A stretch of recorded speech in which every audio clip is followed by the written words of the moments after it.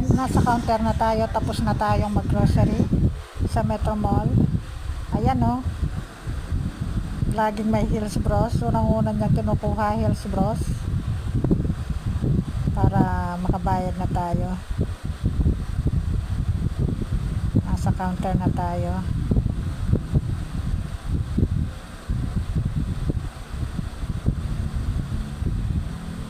Ayan o, cornflakes, pangalmusal, vegetable, milk, biscuit, and sliced bread, guyabano,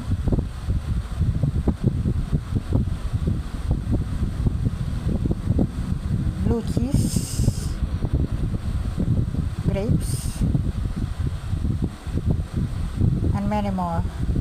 Yakult,